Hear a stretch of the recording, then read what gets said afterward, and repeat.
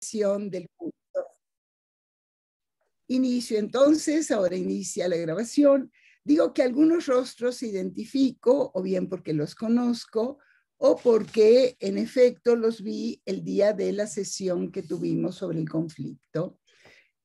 Los saludo a todos, celebro enormemente esta iniciativa, es lo que le estuve diciendo en este momento a Manuel, y creo que todos debemos ser conscientes que son tiempos difíciles, que actualmente quienes estamos en las ciencias sociales estamos obligados realmente a convertir nuestros espacios en, diría yo, espacios, perdón la redundancia, de conocimiento riguroso, de reflexión crítica sobre problemas centrales que nos aquejan en este siglo XXI: prejuicio, inclusión, exclusión, antisemitismo, antisionismo, y todos requieren que nosotros tengamos la atención necesaria.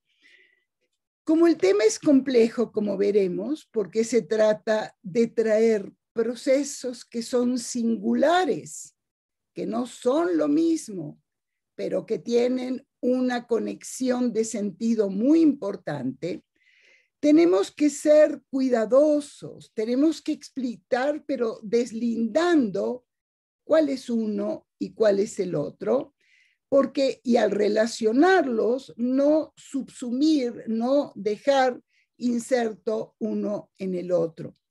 Cada proceso, cada dimensión, el antisemitismo, el antisionismo, la crítica de Israel, el anti-israelismo, cada uno tiene su propia singularidad y se despliega hoy en este siglo XXI tanto a nivel global como regional, como nacional, como local. Y en este sentido, creo que es fundamental que tengamos el cuidado que estoy planteando.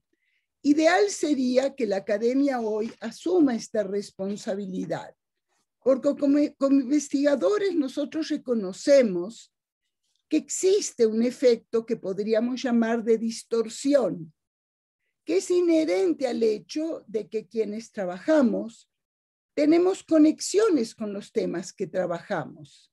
Hay orientación política, ideológica y valores. Cada investigador tiene como que su propia postura más allá de lo teórico, y sin embargo, al tiempo que reconocemos que nuestro conocimiento es social, que se construye como la realidad, como científicos sociales, nosotros reclamamos lo que hoy está escaseando en la academia, el hecho de que no todo acercamiento a la realidad es igual. Si algo caracteriza al conocimiento científico es saberse comprometido, pero que no es inmediatamente político, un discurso político, ni es inmediatamente un discurso religioso, ni es inmediatamente una toma de posición o activismo. Por lo demás, en nuestro tema que hoy abordaremos, también tenemos claro que cada vez más nuestra conciencia sobre lo difícil, lo complejo que es el antisemitismo, necesitamos mayor claridad sobre su relación del antisemitismo con expresiones contemporáneas del prejuicio, xenofobia, racismo y específicamente antisionismo.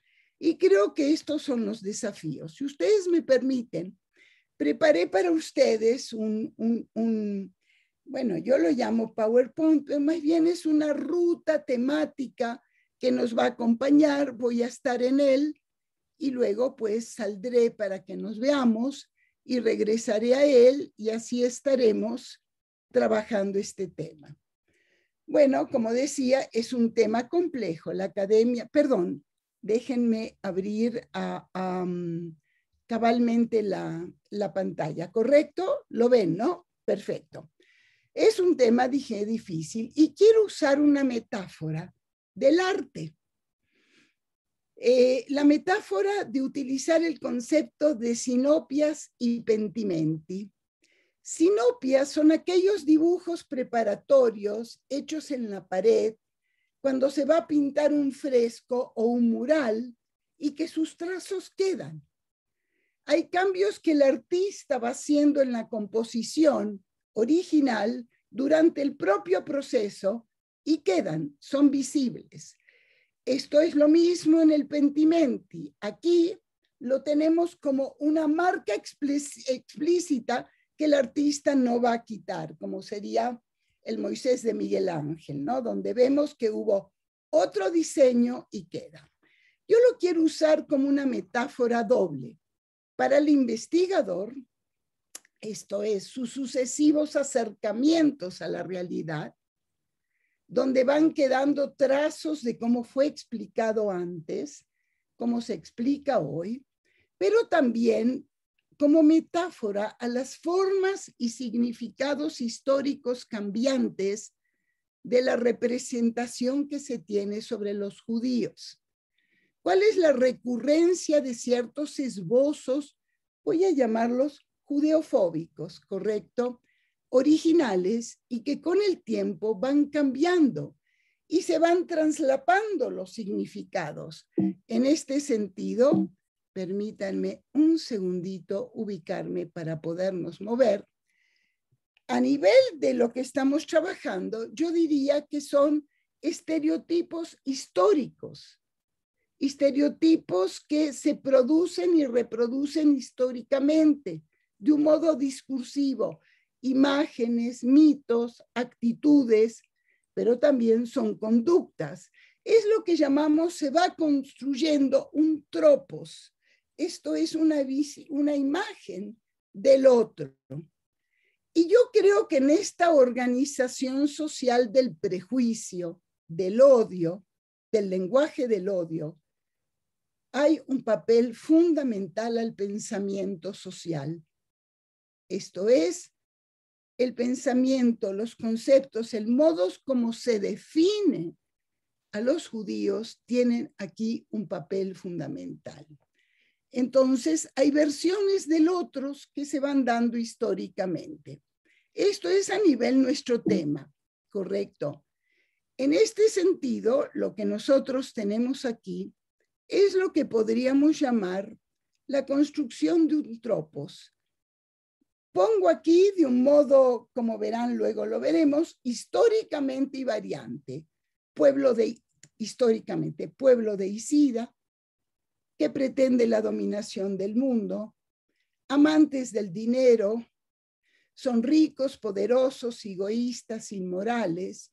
Todos estos, como verán, me interrumpo, son argumentos que he encontrado en las fuentes que trabajo. Son ajenos, son extraños, no tienen raíces, es una casta exclusiva. Esto es muy fuerte lo que digo, pero lo veremos. Y poco a poco, bueno, y lo clásico, una conspiración mundial judía, los protocolos, etcétera, etcétera.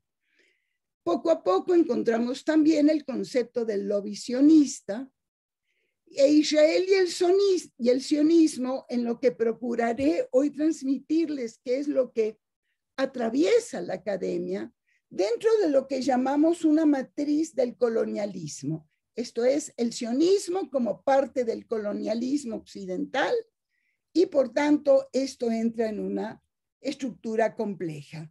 Ahora, hay algo que también que son los topei, el topos, esto es, dónde se ubica. Y esto es lo que podría llamar, esto es un concepto que acuñó una investigadora de la Universidad de Tel Aviv, el concepto de código cultural. Por ejemplo, imperialismo, colonialismo, racismo, sionismo, todo ello se va agrupando como las imágenes vagas que asocian al tema. Y esto, repito, tiene ejes históricos. Por una parte es un fenómeno global, por otra tiene dinámicas cambiantes, hay recurrencias y hay cambios. ¿A qué me refiero? No, en mi en mi modo de ver, no podemos aplicar el concepto de la hidra como el monstruo de las 1000 cabezas que siempre es igual. No, no es siempre igual. Tiene nuevas manifestaciones y nuevas funciones e interactúa con problemas diferentes, ¿correcto? Y entonces, dentro de esto, se ocupa un poco el tema, no un poco, sustancialmente el tema que vemos. Yo entiendo que el antisemitismo es un proceso difuso.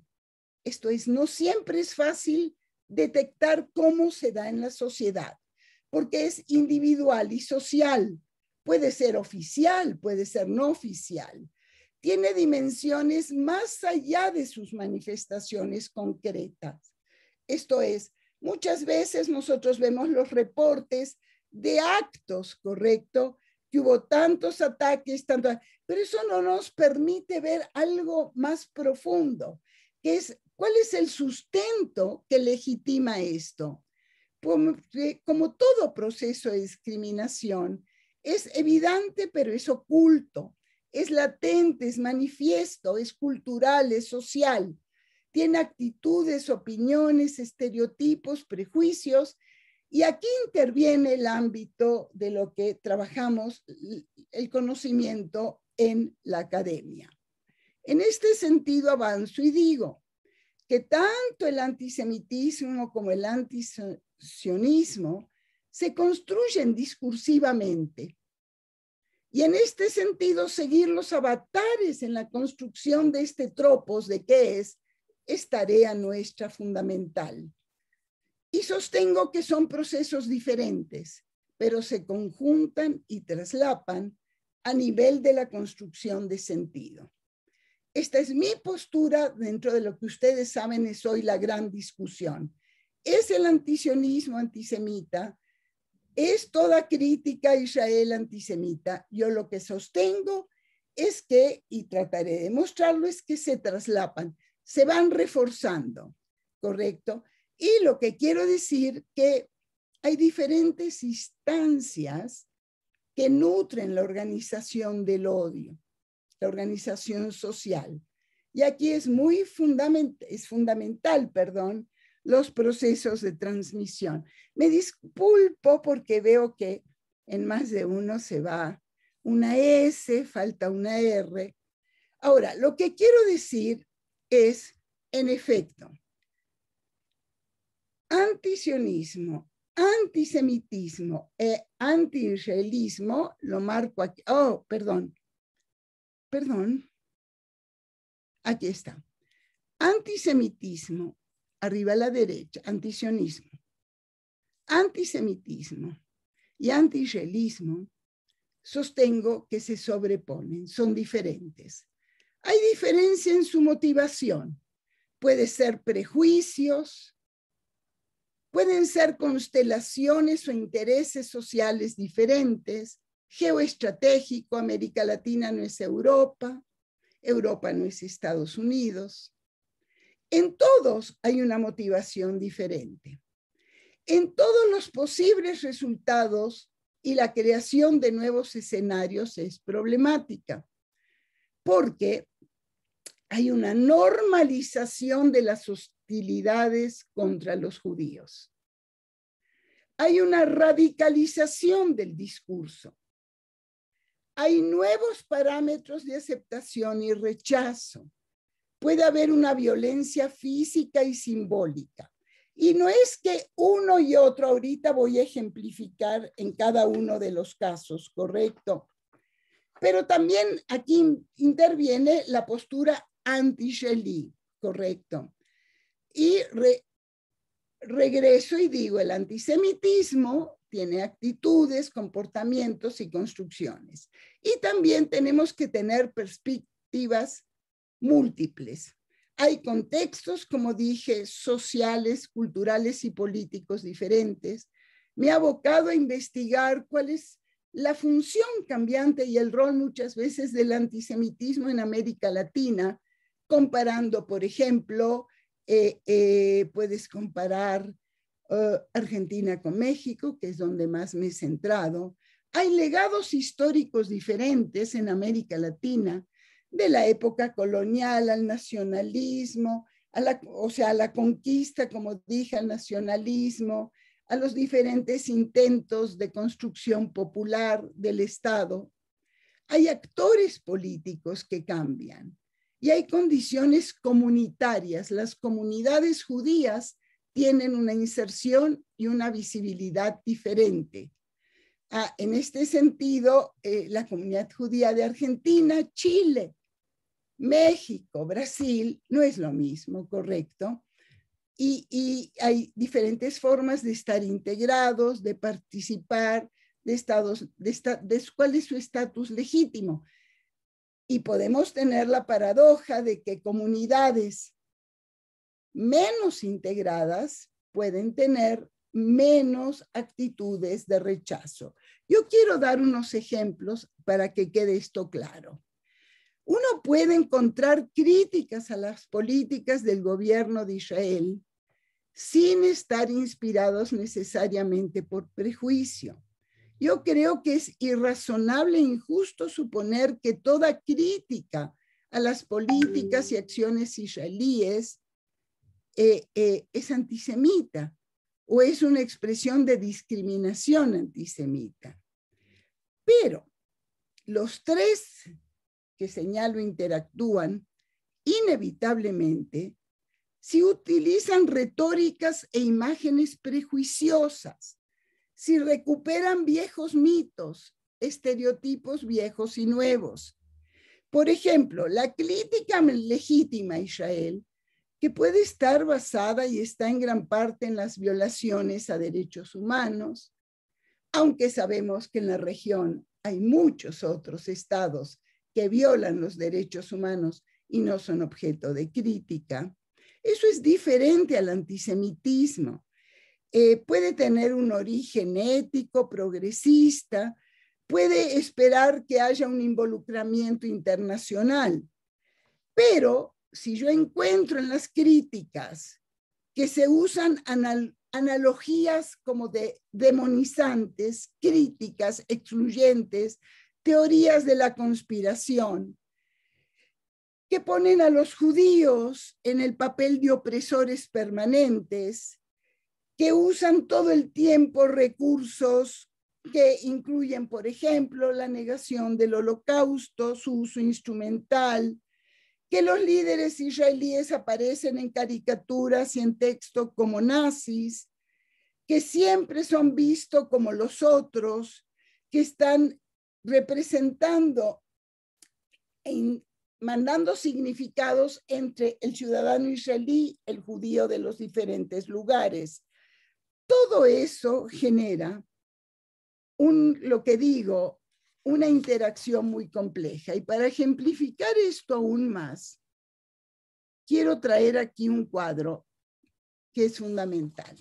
Este es un cuadro que trabajé yo de los años 70. ¿Qué quiere decir? Después de la votación, sionismo es racismo. ¿Cuál fue el impacto que tuvo? Aquí las fuentes son documentos, declaraciones políticas, periódicos, ¿correcto? Muy bien. ¿Cómo se califica al sionismo, a Israel y a los judíos? No se olviden que México fue un espacio donde el gobierno votó por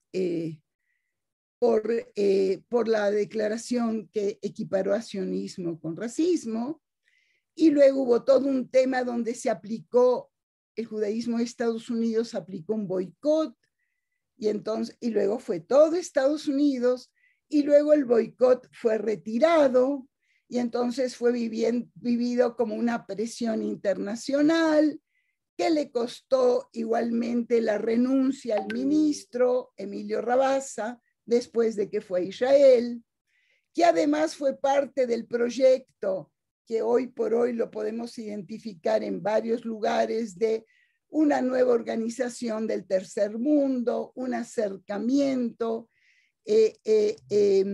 diferente por parte del presidente Echeverría. El sionismo, acá lo sintetizo, es calificado como una expresión de motivaciones étnicas, incesantemente mesiánico, discriminador y brutal. Es visto como expansionista y colonialismo. Hay expresiones de que tiene un fanatismo religioso y un nacionalismo excluyente. Y aquí comienza, y aquí voy, como empieza a combinarse, porque se habla del pueblo escogido de Dios, que busca una limpieza étnica, se distancia del conflicto político serio y grave que tiene Israel, sin duda, con la población palestina. No lo negamos, pero comparar, por ejemplo, a Jenin con Auschwitz empieza a ser muy problemático. Y entonces va acercándose donde el judío, demuestran esto, que es arrogantes, se empieza a acercar al concepto de amantes del dinero, una vocación expansionista, el tema de doble lealtad. Bueno, Argentina lo conoció y lo conoce, Chile también lo tuvo en su discurso, ciertamente México, y de aquí nos vamos yendo a Israel, que Israel es un estado agresivo, paranoico, que busca la destrucción de la raza árabe, así se plantea, que se transformó de ser víctima en victimario, que está generando un genocidio y que realiza un holocausto similar al de los nazis. Todo esto no hace que uno y otro sean lo mismo, pero a nivel significado comenzaron a cruzarse. Y entonces, en la academia, hay un gran debate.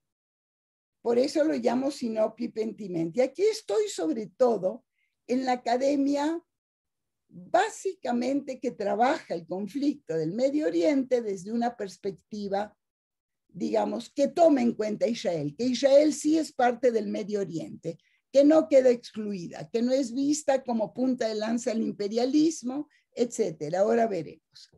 Entonces hay varios. Yo aquí traté de sintetizar y tienen quienes califican que este nuevo momento que se está viviendo, donde hay un traslape entre la crítica, se trata de actores políticos diferentes, pero que convergen en la posición contra Israel, la izquierda y la derecha, y el Islam radical. Estoy poniendo a los autores que se traslapan en el discurso a nivel global. Que, por ejemplo, que judíos, sionismo, Israel, así se explica, ¿no? Ahí tienen ustedes, conocen a muchos, a Edelman, a Goldhagen.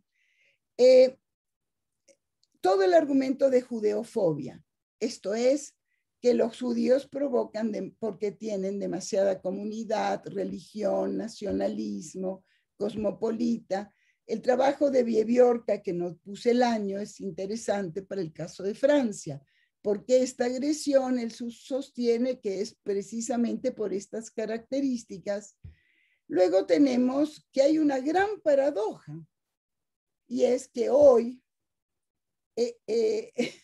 es visto como parte de esto que el antisemitismo es racista y es nacionalista, y no que hay una postura de luchar contra el antisemitismo cuando se lucha contra el racismo y la xenofobia.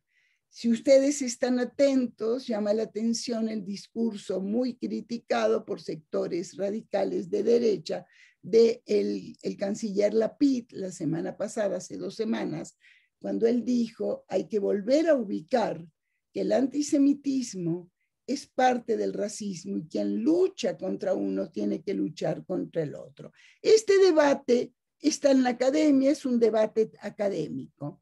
Hay más, hay quienes en efecto sostienen que Israel es responsable del conflicto israelí, por tanto hay aquí críticas.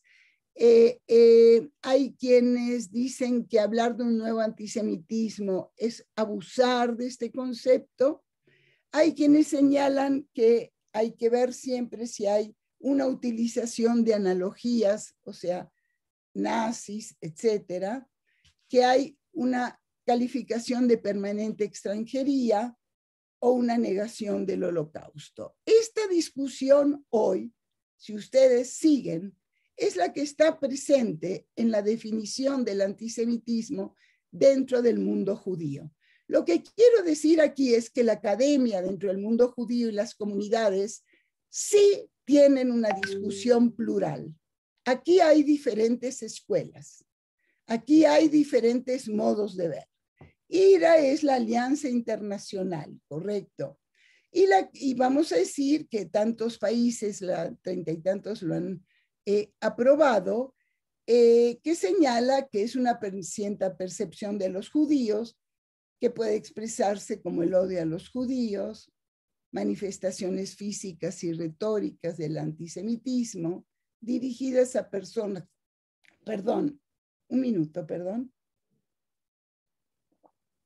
judías o no judías, a las instituciones. Y luego de esta definición, da una serie de ejemplos donde incluye la crítica radical al Estado de Israel.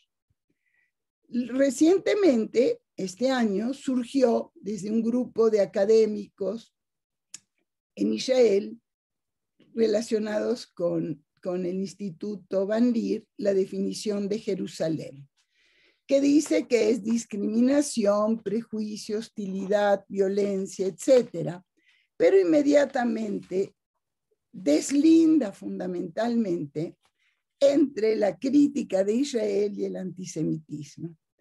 Sostiene que la crítica de Israel puede ser legítima en un tenor diferente a lo que yo aquí planteé, porque lo que aquí quiero señalar es que incluye como ejemplo el movimiento BDS, ¿no? De boicot, divestment and sanctions, correcto. Entonces, la discusión está presente.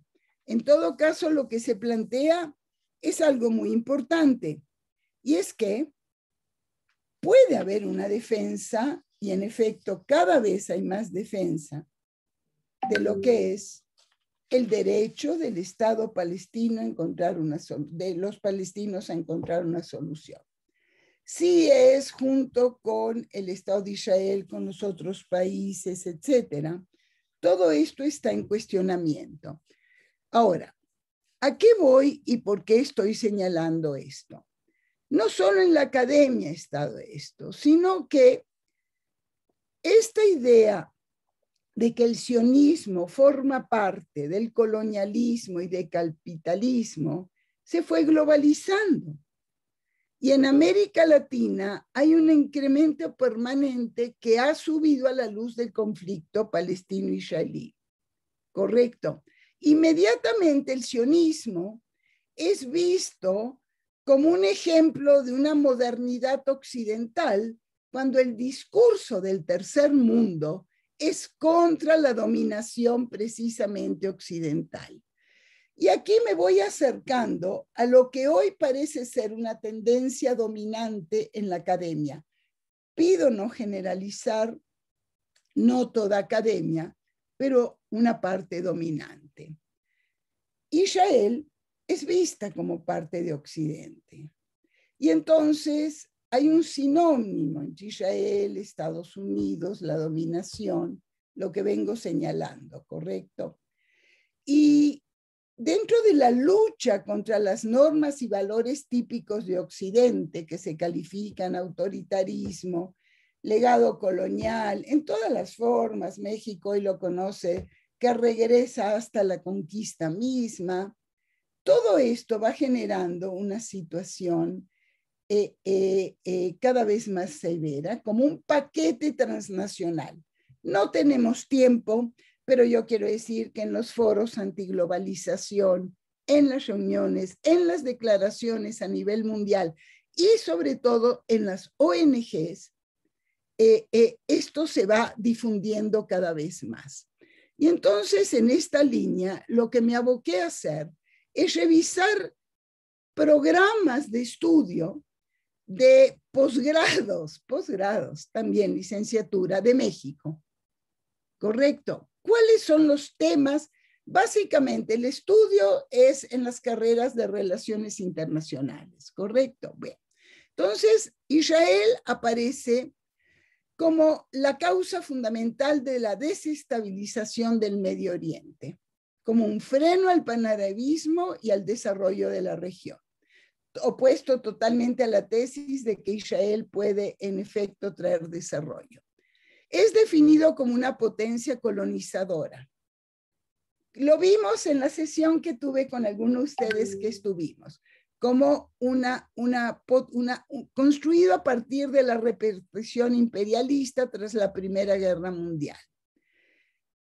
No hay ningún programa que yo he encontrado en relaciones internacionales, pero fui luego a historia, donde se pueda ubicar esto como un fenómeno del siglo XIX, donde hay la gestación de un movimiento nacional judío, los problemas, la migración, las polémicas entre el sionismo socialista, el sionismo revisión, nada.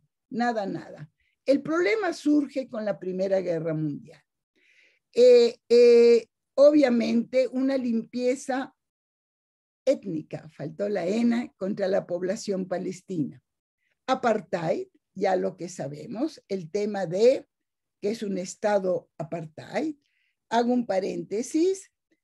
Hay una gran discusión en estas últimas semanas en Estados Unidos sobre el último estudio que fue sacado por el Instituto de Estudios Electorales del Partido Demócrata, donde señala que hay un 20% de jóvenes judíos que opinan que Israel es un estado apartheid y que es un estado genocidio. La primera parte, genocida, la primera parte es factible porque sabemos que en nuestros países esto sucede. La discusión está presente. Sin embargo, lo de estado genocida, a mí y a un grupo de colegas de Estados Unidos nos genera sospecha. En calidad, en este momento que yo presido la Asociación para el Estudio Social de Judaísmo es internacional, tuvimos reuniones. Queremos ver cuál fue la metodología para entender más. A mí no me ha sorprendido la parte de apartheid, para nada. Cada vez más el mundo judío está dividido entre quienes ven en Israel y el nexo con no solo el mundo judío, y Estados Unidos un principio de democracia, de desarrollo, y quienes están críticos de esto. La causa palestina, y aquí me acerco a lo que a mi modo de ver es central hoy por hoy en la academia, ¿correcto? El concepto del sur global y la lucha anticolonial. Con todo este concepto de globalización y del norte global y de la influencia, se acuña este concepto de el sur global. Y aquí lo tenemos, aquí traté de centrarlo muy sintéticamente. Quiero dar 3 o 4 elementos y con esto acercarme al fin, ¿correcto? Para que si haya preguntas o reflexiones. En primer lugar, como hay una gran crítica por parte de lo que llamamos el pensamiento decolonial o postcolonial, e Israel es visto como producto del colonialismo, el sionismo no es visto como un movimiento que trata de encontrar una solución a grupos, el grupo judío perseguido. Que el sionismo no fue la ideología dominante en ninguna de las potencias que se expanden hacia Occidente, aunque estratégicamente haya hecho alianzas. No, esto no se ve, se lo ve como representación. ¿Por qué? Y aquí comienza algo. Manuel, creo que, no sé con quién más estamos, pero no voy a decir nada ajeno a la academia, correcto. Comenzamos así. En primer lugar, el tema es así, voy a cortar porque tiene muchos elementos, pero lo primero es así. El conocimiento en Occidente ha sido un instrumento de dominación. Conocimiento es poder. y hay que generar un conocimiento alternativo, un conocimiento que venga del sur, lo que se llama una epistemología del sur, para descubrir la historia escondida de la conquista. Muy bien. En esto sucede lo siguiente. El judío es desracializado. O sea, no importa que el judío fue exterminado por criterios de raza, y no importa que en nuestros países y en Estados Unidos fue visto como no integrante de la raza blanca en toda la, digamos, en toda la legislación migratoria. Pero el judío se convierte en blanco y todas las otras minorías del Medio Oriente no son blancas, son minorías étnicas, como la indígena.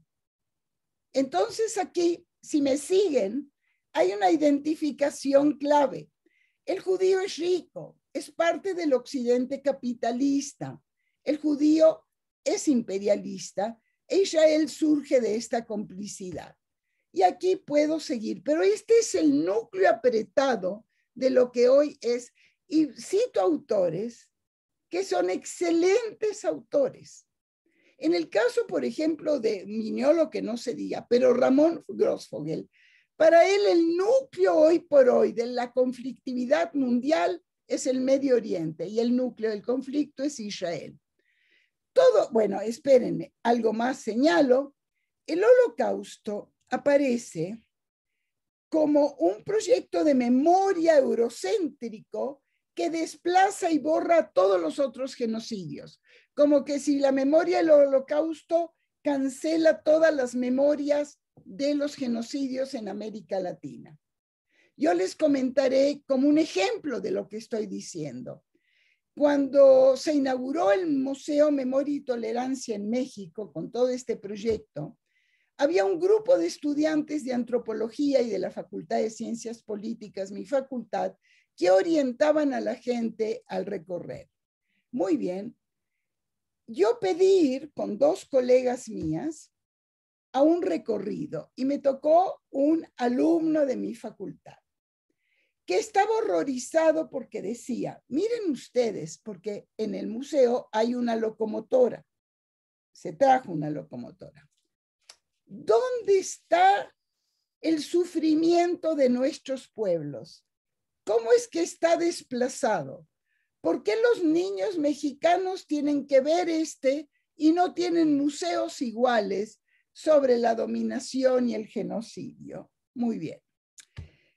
Voy a seguir en este sentido. El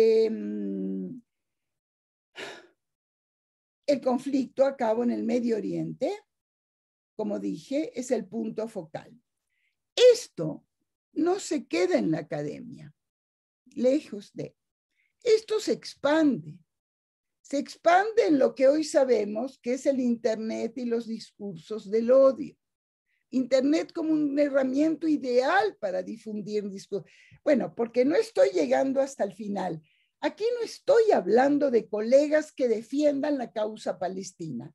Estoy hablando de colegas que piensan que la solución al problema palestina es el fin del Estado de Israel. Que el Estado de Israel no pertenece legítimamente al Medio Oriente.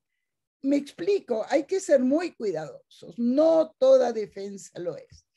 Y entonces tenemos el anonimato, la inmediatez, la naturaleza global, todo esto aparece y además la capacidad intelectual de las ONGs. Esto es muy importante, las organizaciones sociales. Bueno, voy a concluir diciendo que también lo que dije antes, hay una incorporación, una normalización en estos foros. Se radicaliza el lenguaje. La mayoría de estas opiniones no tienen mediación. Muchas veces tienen, debo decirles, lo opuesto a una sofisticación intelectual. Son groseros, son ataques brutalmente insultantes, ¿correcto? En Argentina lo que se evalúa es que más del 90% de los casos se dieron en espacios virtuales. En México, más de 80 casos registrados en Internet. voy a acudir al Instituto Stefan Roth, para traer el dato de Chile, ¿correcto? Debía haberlo tenido. Y entonces, bueno, señalo y concluyo diciendo que a nivel de discurso se recupera y se superponen, ¿correcto?, imágenes negativas. No todo, hay que separar, hay que distinguir. Pero en el caso de América Latina, es muy interesante como el judío, que es parte de la búsqueda de la modernidad, la inmigración deseada, el que vino a poblar, civilizar, es poblar en el sur, y aquí con los científicos a construir. Eso mismo, correcto, hoy aparece como una gran crítica, inserto en la crítica a la modernidad. Es parte de este tema que estamos viendo de racismo y de racialización. Bueno, acabo diciendo que hay muchas instancias. La academia juega un papel fundamental porque los indicadores y los niveles de nuestras juventudes de formación universitaria es creciente. Y en este sentido, la exposición a discursos se suman al pensamiento público, a las narrativas que se dan, etcétera, etcétera. Y una de las cosas que me parece que es uno de los grandes dilemas que tenemos que ver es el tema de que el judío, por una parte, aparece como el otro universal, ¿no?, en todas las culturas, etcétera, etcétera. Pero al mismo tiempo es acusado, o sea, se le ve, ¿no?, de un ser cosmopolita que no guarda arraigo. Esto se ha traslapado y llamo la atención, concluyo diciendo, no toda la academia es antisionista, no toda la academia es antisemita, no toda la academia está focalizada en la crítica a Israel. Sin embargo, el lugar que esto tiene, esta conexión, esta interacción de significados, es un dato que hoy por hoy no es solo privativo de América Latina, aunque aquí es fuerte, es también presente, está también presente, perdón, eso es, está también presente en Estados Unidos, como lo vimos en estos estudios, y en lo último que estamos viendo. Bueno, algunas ideas, pido que seamos muy cuidadosos, como dije al principio, es un tema delicado, pero es un tema que nos llama a que debería haber respuestas más, no sé cómo decir, más proactivas, pero es un momento difícil. Es un momento difícil porque aparece la crítica hoy al Estado de Israel, aparece como parte de las fuerzas, sobre todo de este sinónimo entre la izquierda y lo progresista. Y hoy sabemos que el pensamiento progresista no siempre o solo está localizado en la izquierda. Sabemos que esto tiene nuevas connotaciones. Con esto espero no haberlos abrumado mucho, no haberlos preocupado más que lo que el pensamiento nos lleva a pensarlo. Y aquí estoy para lo que haya de preguntas, de comentarios, de opiniones. Gracias, Manuel. Muchas gracias, doctora Boxer, muy interesante. Ahorita vamos a dar pie a algunas participaciones, incluso de gente del Museo Interactivo Judío. Ya había Michelle que está por ahí para que salude, pero antes yo quiero hacer una observación. Yo le escuché y tomé mis apuntes, ¿no? Y esto que dice ser proactivo siempre ha sido mi intención. Y en ese sentido, yo soy un convencido, doctora, y de pocas cosas estoy convencido, de que hay una ausencia también de reflexión intencional. Esto es intencional, esto no es casual, del pensar el Medio Oriente y otros nacionalismos. Hay un palestinocentrismo del Medio Oriente. Correcto, correcto. Entonces, esto que usted hizo en México, es algo que yo aquí llevo en Chile tiempo y proponiendo que hagamos, es estudiar lo que se lee, lo que se enseña en las universidades, los planes de estudio, los programas, etcétera, ¿no? En ese sentido, los estudios sobre Medio Oriente y específicamente sobre otros nacionalismos está ausente. no hay reflexión sobre el nacionalismo turco, Correcto, persa, sobre el correcto, arabismo. O sea, correcto. y junto Correcto. a eso, hay una falta también de estudios sobre lo judío, la contemporaneidad judía, lo mizrahi, lo sefaradí. O sea, hay falta espacio. Ahí va mi pregunta un poco a usted, ¿no? Intentando ser proactivos, y como una persona como usted que lleva muchísimo tiempo en la academia, ¿cómo podemos crear nuevos espacios colaborativos, más allá de este egoísmo que es dominante en el mundo judío latinoamericano a la hora de hacer? ¿Cómo empezamos a proponer nuevas formas de voltear a Medio Oriente, a sus nacionalismos y hacia lo judío, que vaya descentralizando el tema? A ver si me explico con esto. El Total. sionismo tiene más atención porque no se pone atención en otras cosas, ¿me explico? Y al no poner atención en otras cosas, el sionismo parece lo único. O sea, yo aquí sí he hecho una investigación muy breve, muy incipiente, sobre el conocimiento que hay en Chile sobre otros nacionalismos de Medio Oriente. Es Muy, nulo.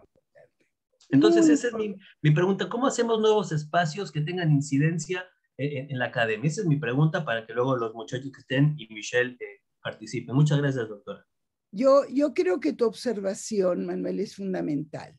Y creo que lo voy a decir de este modo. Cuando nosotros vemos los estudios que ha hecho la Unión Europea,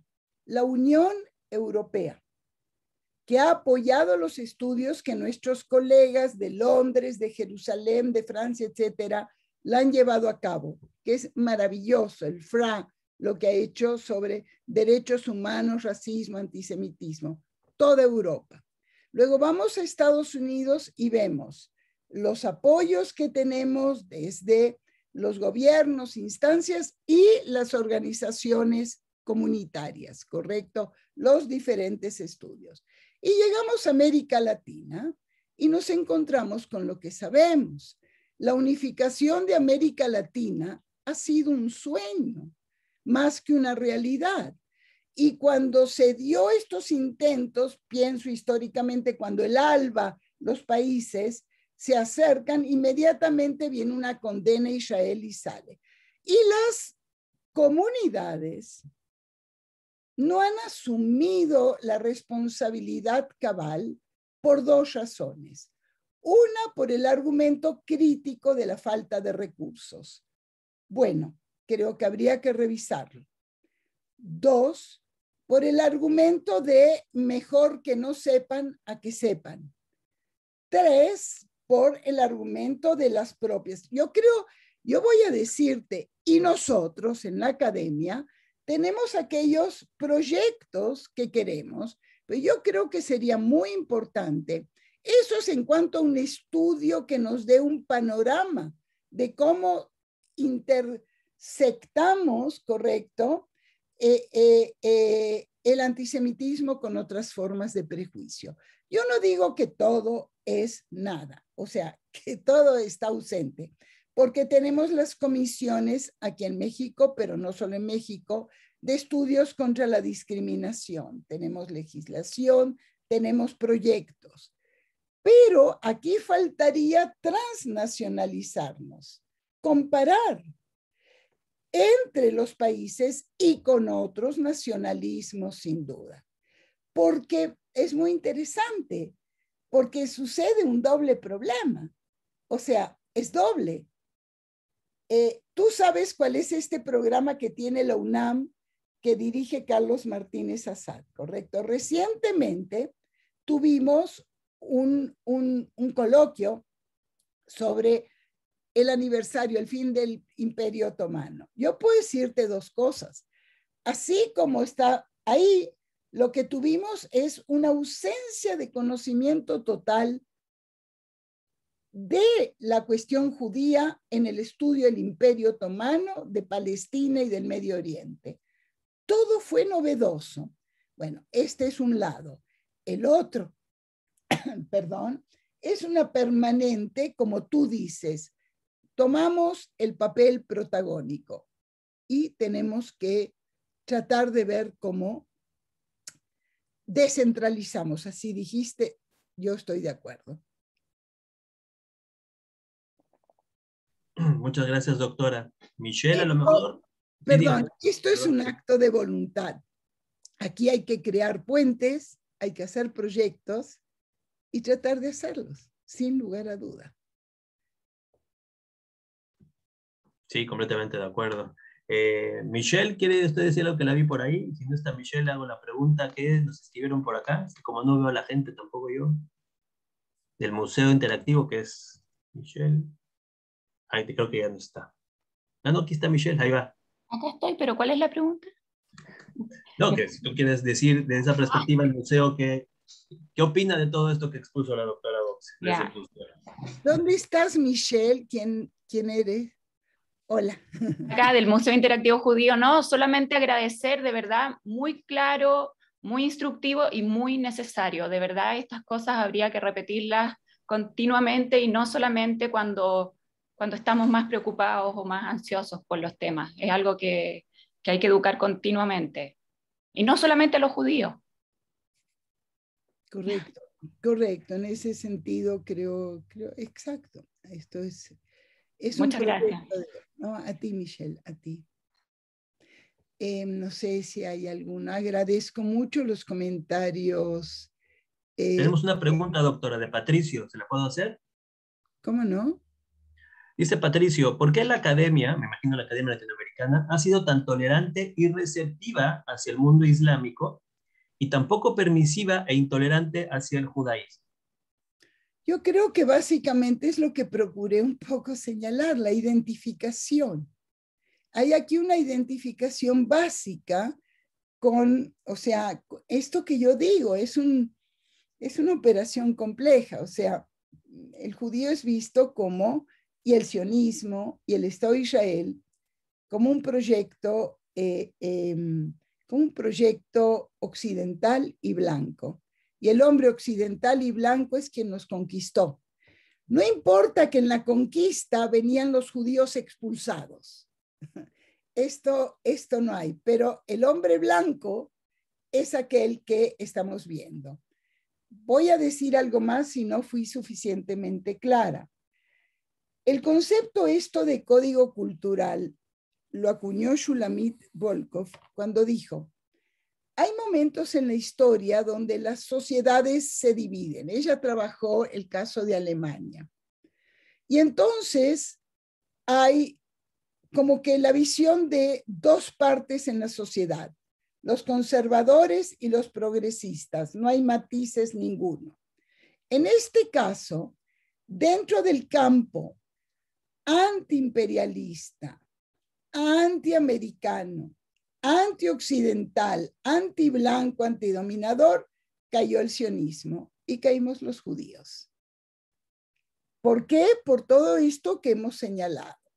Ahora, por otra parte, si uno estudia parte del pensamiento decolonial y postcolonial, uno encuentra observaciones muy lúcidas. O sea, autores que tratan de entender qué pasó con la colonia. ¿Por qué América Latina tuvo el conquistador y por qué América del Norte tuvo el colonizador? Y a pesar de que hubo un tema racial, ¿por qué hubo esta situación de fragmentación? ¿Por qué Estados Unidos se une en estados y nosotros en América Latina, en repúblicas que tenemos enfrentamientos y guerras internas sangrientas? Todo esto, el pensamiento, o sea, pensar el sur global, es muy importante. El problema es que si no logramos explicar que el proyecto del Estado de Israel no fue producto de la voluntad dominante, sino precisamente de los grupos, el grupo judío, que era marginado y excluido, aunque haya tenido modalidades colonialistas, digamos, con el trabajo palestino, con lo que podamos ver, claro que se dio, pero el proyecto no fue un proyecto de las clases dominantes, eran de los grupos, que la gran paradoja es que se crea como una solución, pero se crea cuando la población máxima que debía poblarlo, perdón, otra vez la redundancia, ya no estaba. estaba exterminada por el Holocausto. Entonces hay aquí algo muy perverso. Yo recuerdo un trabajo excelente de un colega mío, Shlomo Ben-Ami, que historiador, un tipo muy brillante, donde él dice, para Europa, que nunca les va a perdonar a los judíos el Holocausto, porque le arroja la imagen tan negativa que tuvo el que exterminó o el que observó. Entonces, para Europa, acusar a Israel ahora del exterminio del Holocausto es un modo de limpiar su propia historia. Esto no quiere decir que no haya problemas, que los repito y es importante verlos. Problemas que tienen que ver con la ocupación, pero esta postura era también se aminoró, pero estaba también durante Oslo, ¿no? Y los intentos de paz. Tenemos aquí un altibajo. Entonces, bueno, yo creo que este es un problema y yo creo que esto debe ser denunciado, pero debe ser denunciado como parte del racismo. Esto me parece, porque así es. Y porque esta visión del judío como alguien doble en la academia, esto ya es irnos a un pensamiento muy arraigado en las ciencias sociales de los autores clásicos, Durkheim, Weber, los más, que no se diga Kant antes, de los pilares, ¿no? Donde el judío tiene un doble problema. O bien es visto como alguien que tiene un nexo transnacional y por tanto es desleal con los estados, o bien es visto como parte interno de cierta cohesión que parecería atentar contra el Estado. Y esto lo sabemos, lo sabemos y lo hemos palpado en nuestros países. Entonces, creo que sí, este es el problema. ¿Quién es quien me preguntó? ¿Estás en imagen? ¿Puedo verte? Hola, aquí está. Creo que este es el problema. Es un problema muy profundo. Por eso al inicio decía, nos podemos cansar de medir episodios antisemitas, pintas, todo. Claro que eso es muy serio. Miren Estados Unidos estos 2 años. Pero hay algo que es como una corriente subterránea de cultura que nos encuentra en América Latina de este modo. Y no solo aquí. Hoy Europa, hoy Estados Unidos está teniendo estas expresiones. Están conociendo el antisemitismo vía el antisionismo. En nosotros fue diferente. El antisemitismo estuvo desde antes, en toda la legislación, en todos los casos que tuvimos, en el nacionalismo, en el fascismo periférico, en todo eso lo tuvimos. Y esto lo refuerza. En el caso, ahí es. Por eso, me parece que no solo América Latina, Manuel, regreso a ti y al compañero, a Patricio, es una visión global. Hay un sistema mundial judío, o sea, hay algo que se llama cohesión, así como un gran estudioso, Emanuel Wallerstein, estudió el sistema mundial. Hay un sistema judío que tiene que ver con lealtades, que tiene que ver con ser diáspora, aunque no quiera uno aceptar y uno quiera luchar por la integración. Hoy hay algo nuevo, me integro, pero mantengo mi identidad grupal. Lo conoce Argentina, lo conoce Chile, lo conoce Argentina, sin renunciar a ello. Pero el no judío, digamos, tiene problemas con este tipo de cohesión y solidaridad. Y entonces o se ve como un complot mundial cuando es un pensamiento prejuicioso, o se ve, bueno, ahora los estudios que se están haciendo sobre COVID. Bueno, todo este tema que está emergiendo, que es el tema de el COVID como parte de una conspiración judía mundial. Casi en Europa debatiendo en Estados Unidos con China, ¿no? O sea, en fin, creo que como minoría histórica somos funcionales a la canalización de lo que llamamos de organización social del odio, ¿no? Doctora, sí. Primero permítame saludarla y felicitarle por la excelente presentación que usted nos ha brindado hoy día. Con respecto a la respuesta que usted me dio, fantástica. Me queda muy claro por qué la odiosidad de la academia hacia los judíos. Pero lo que usted no me contestó es por qué ¿ya? La academia se muestra tan receptiva y tolerante y no hay manifestaciones de anti-islamismo. Siendo que si uno lee hoy día la prensa y ve lo que pasa en el mundo islámico, es decir, parece que los judíos fuéramos ángeles al lado de ellos, ¿ya? Así es, Patricio, tienes toda la razón. Lo que yo estoy diciendo es que el Islam es parte del sur global, fue el conquistado, fue el maltratado por Occidente y es con quien se solidariza. Yo estoy de acuerdo contigo. ¿Cómo es posible que no haya una denuncia de Siria? ¿Cómo es de la matanza? ¿Cómo es posible que la destrucción del Líbano como Estado? ¿Cómo es posible las represiones? Pero te voy a decir algo, puedes llegar a oír una conferencia donde hay una defensa del lugar progresivo que tiene la mujer en el mundo islámico porque se la protege de la mercantilización, de estar expuesta como mujer y su cuerpo y todo. O sea, hay aquí este lazo y este lazo fue incremental a partir del discurso del tercer mundo. Nuestros países se oponen, digamos, a Estados Unidos, buscan primero alianzas con Europa.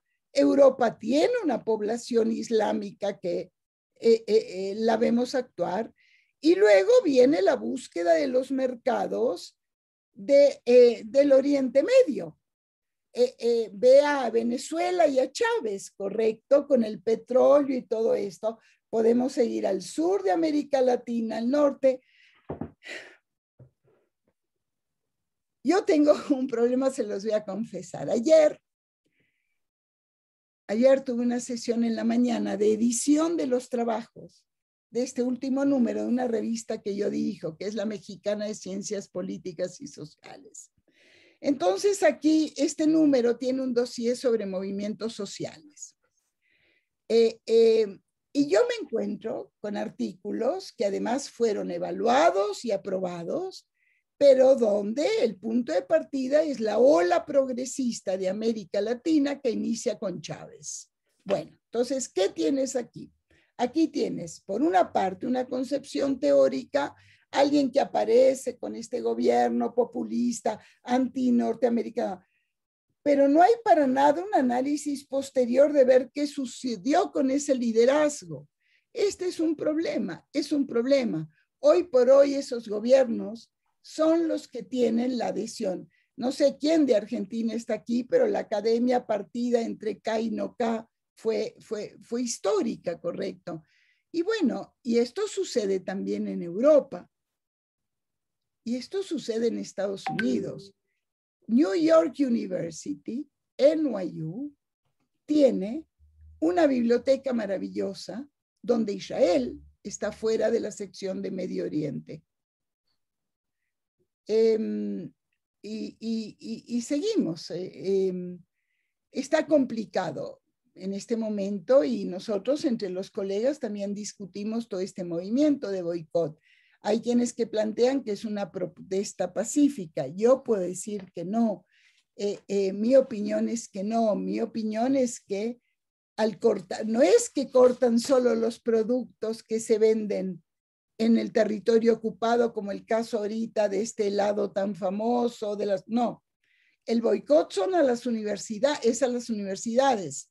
Las universidades no están allá, las universidades están en Tel Aviv, en Jerusalén, en Beersheba.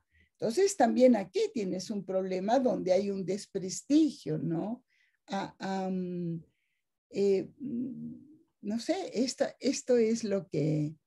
Y la globalización. En mi facultad y en el Colegio de México, los portavoces de declaraciones de apoyo al boicot, divestment y sanction, ¿cómo se dice? Divestment ok, desvíos de desinversión. Desinversión, perdón. Y sanciones, los grupos más activos son argentinos. Hay aquí un nexo muy fuerte. Hay también chilenos, obviamente. Estas son alianzas para muchas otras cosas. O sea, hay algo que se llama globalización y regionalización. A ver, la pregunta a lo mejor que hacía Manuel de hasta dónde podemos tener respuestas más coordinadas podría darse. Siempre y cuando lográramos convencer a Argentina, que es parte de América Latina, y a México, que no es solo parte de América del Norte. Recordarles a ambos que tienen algo en común, ¿no? Bueno, este es un toque irónico, pero no tan lejano a la realidad. Buena respuesta, doctora. Una más, porque para no cansarla tanto de Diana. Diana quiere preguntar algo. Solo antes de que pregunte Diana, quiero decir algo, doctora. También habría que pensar sobre lo que da apoyar al BDS. O sea, Claro. se logran cosas, se consiguen cosas. Viajes, cátedras, publicaciones. Tuvimos un muchacho de México que quería estar en el curso, quería que le diéramos beca, era del BDS de México. Él apoyaba el BDS de México. Él había publicado ya 2 artículos sobre el tema palestino-israelí, y cuando le preguntamos en la entrevista, oye, ¿y has ido a Israel y a Palestina? No. Entonces, nunca he puesto un pie, pero ya es publicador de 2 artículos del tema. O sea, a lo que voy no es pregunta, es solo un comentario, doctora, para que lo pensemos. Este sistema da premios, premia a quien juega el juego. Bueno, mira las becas de castiga. Qatar. Manuel, mira las becas de Qatar. Yo tengo alumnos de la facultad que tienen becas excelentes de Qatar. Y bueno, sí, así es. O sea, el mundo se mundializó, se globalizó, y América Latina es un territorio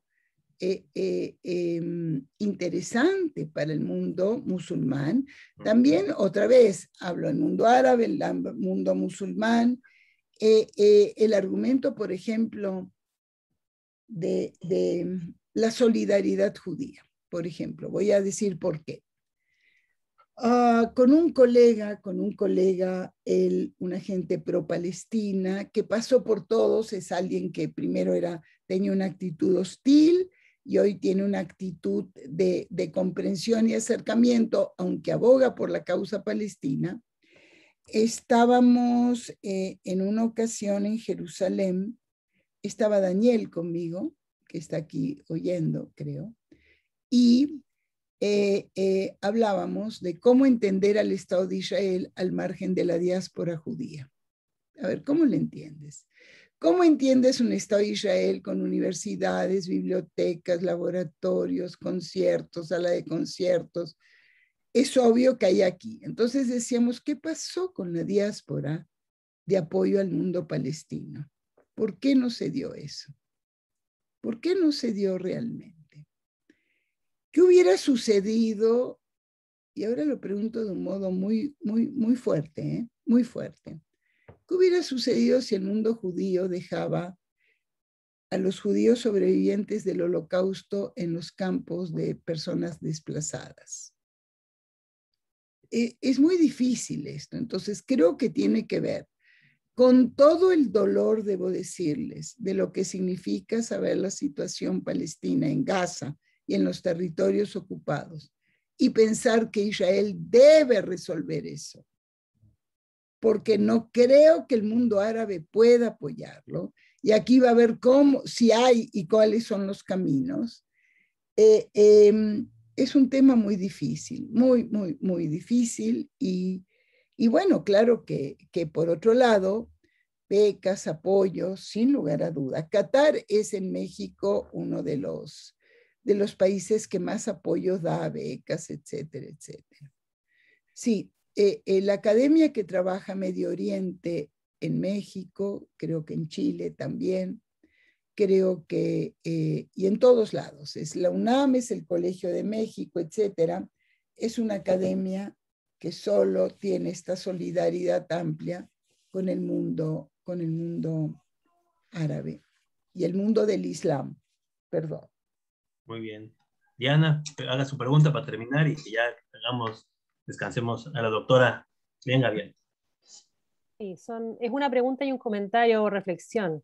La pregunta es, ¿por qué, junto con no criticar los genocidios o los malos comportamientos de los distintos países árabes de la actualidad, por qué tampoco se le ha dado importancia o se ha criticado suficiente que los otros países árabes no hayan sido nunca capaces de recibir a la población palestina que salió cuando se formó el país, cuando se formó Israel, y han quedado como refugiados sin patria, sin nada, siendo que eran tan árabes como todos los demás árabes, solo que estaban ubicados y vivían en la zona de Palestina. No hay una diferenciación especial, ni genética, ni de ningún tipo, hasta donde yo sé, como para decir que son diferentes al árabe que vive en Jordania, en Libia, en Siria, etcétera, etcétera.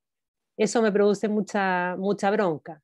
Y la otra comentario es más bien una reflexión y más bien pesimista, que después de escucharla y ver todos los cuadros, que no tuvimos mucho tiempo para verlos en detalle, me queda siempre una sensación de que los judíos hagamos lo que hagamos, si logra Israel, o sea, digamos, los palestinos logran un país o no lo logran, o hagamos lo que podamos hacer, siempre vamos a ser centro de crítica porque así ha sido desde el año cero o desde antes. Entonces es como una sensación de impotencia y de frustración sentir o pensar que da igual si hacemos más, si hacemos menos, si hacemos así o si hacemos así. Eso. Mira, Diana, voy a lo primero. Yo no hice algo que lo hice en la clase que tuvimos, que es trabajar que así como hay un pensamiento postcolonial, también hay un pensamiento post-sionista que se ha desarrollado muy fuerte en la academia en Israel. Y se ha desarrollado también políticamente como una gran crítica frontal durante el gobierno de Netanyahu. Este pensamiento le precede, tiene muchos matices, pero ellos han hecho suyo la bandera de que el Estado de Israel es un Estado apartado, genocidio, ajeno a, etcétera, y que es el responsable de la diáspora palestina. El debate está abierto y yo creo que, otra vez digo, o sea, yo no me imagino que haya un grupo de este tipo dentro de la academia árabe en alguno de los países que pueda hacer una relectura de ello. Muchas de estas gentes son conocidas en América Latina, están en América Latina, acuden y refuerzan esta postura. Los más radicales. Creo que hay otras gentes que tienen un pensamiento post-sionista, yo diría, más moderado o más reflexivo, no sé cómo llamarlo, y que abogan por una postura de un Estado binacional, ¿correcto? Esto dentro del judaísmo lo tuvimos, o sea, hasta los años 40 y antes del Estado había un grupo de intelectuales de los máximos, Martin Buber, etcétera, que se llamaba Brit Shalom y que ellos no abogaban por un Estado judío. Ellos abogaban por un Estado binacional. Ahora, creo que esto lo vimos, Manuel. La decisión que tiene el movimiento sionista de declarar el proyecto de un Estado solo viene cuando Ben Gurión viaja a Estados Unidos, está en el Congreso sionista en Biltmore, en la conferencia de Biltmore, y tiene las noticias del exterminio nazi. Aún entonces, en el 42, él sigue hablando de 5 millones de judíos que deben ir a Israel. No tiene idea que el alcance de la masacre. En ese momento, la prioridad de llegar a un acuerdo con la población palestina y los países árabes cambia totalmente. Y en ese momento también coincide obviamente con la creación de la Liga Árabe, donde el problema palestino se convierte en el eje que aglutina posturas, ¿no? Entonces, esto históricamente así se ha dado. Ahora, yo no quisiera dar una conclusión pesimista. Yo creo que hagamos lo que hagamos, las cosas cambian. El día de hoy está la noticia de los datos últimos sobre investigación y desarrollo. Israel encabeza la lista de sociedades, de países que más invierte en innovación. A su vez, también Israel es un país con desigualdades crecientes. Es un país que se ha distanciado del modelo socialista. Es un país que tiene exclusiones. Entonces, las críticas que a cualquier política se puede hacer, como le hagamos a cualquiera de los países, también se hacen a Israel. Y en ese sentido, tenemos que estar tranquilos. O sea, yo no pienso que todo, yo creo que estamos viviendo una época de oro dentro del mundo judío. La verdad, es una época de oro. Estamos preocupados, pero estamos alertas y estamos tratando de ver cómo el tema del combate al antisemitismo no es solo una tarea de los judíos. Esto me parece muy importante. Cuantas alianzas se hagan para que el combate y pueda entonces relacionarse y diferenciarse entre antisemitismo y antisionismo, tanto mejor. Yo creo que hay también, yo debo decirles que la semana pasada fue nombrado por el presidente Biden, creo que ya estuvo aprobado por el Senado estos días, Deborah Lipstadt, la gran historiadora del Holocausto, como representante, como la observadora con rango de embajador de combate al antisemitismo. Entonces me parece que es muy interesante por esta penetración que se da, penetración en el mejor sentido, ¿no? Yo creo que es una época realmente, así la llamaría, de oro. Lo que pasa es que en el medio miremos esto, miremos en qué momento nos toca vivir y cuántas manifestaciones de odio se están dando en el mundo. Entonces, yo creo que sí debemos esclarecer, tener capacidad de autocrítica, de crítica, de actuar, de no somos monolíticos, somos pueblos un pueblo y comunidades que tenemos diferentes modos de pensar, afiliados, desafiliados, de izquierda, de derecha, religiosos, seculares, ver cómo están los liderazgos. Me parece que hay mucho por hacer, Diana, ¿eh? Ojalá y no transmita, o sea, transmitiría también que es una época difícil. Venimos de un 20 que todavía es 20 en el 21, ¿no? O sea, también creo que es importante ver comparativamente las respuestas que ha habido por las comunidades judías organizadas en el tema de combate a la crisis sanitaria, a la crisis económica, a la crisis social, a la desocupación. Aquí ha habido políticas muy importantes y me parece que esto también hay que reconocerlo, ¿no? O sea, por un lado, por un lado y por el otro, ¿no? O sea, me parece eso. A lo mejor eso sería matizar esto. Yo tal vez porque este es el foco que escogí, pero imagínense ustedes que tengamos una reunión para que tratamos de ver comparativamente indicadores de dónde hoy están las comunidades, ¿no? Comparados con la situación una generación o dos atrás, dependiendo de la edad de quienes estamos aquí, ¿correcto? Entonces creo que esto es, También sé que América Latina, en el caso de las comunidades judías, en un siglo transitamos de ser comunidades de inmigrantes a comunidades de ciudadanos y también a comunidades de emigrantes. O sea, emigramos como sectores importantes de América Latina están emigrando.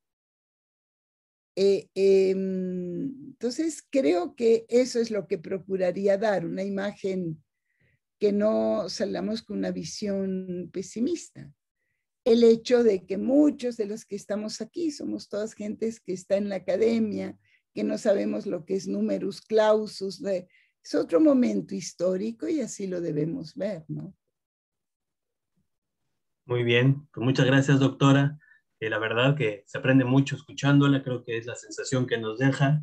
Y les recuerdo, muchachos, que la tendremos de nuevo, doctora Boxer, en 2 semanas más, en una mesa redonda con Daniel, con Valeria y ella, que van a platicar un poco de lo que exponen. El próximo domingo tendremos a Valeria Navarro, que nos va a hablar de la situación del antisemitismo y en un caso concreto, que es el caso chileno y argentino, que ella lo ha trabajado, ella es experta en el judaísmo latinoamericano, y después tendremos esta mesa en donde va a ser muy interesante escuchar a Daniel, debatir, porque eso también se necesita, muchachos, saber debatir, saber poderse sentar con el otro, intercambiar puntos de vista, aunque sean contrarios, y luego irse a tomar un café juntos.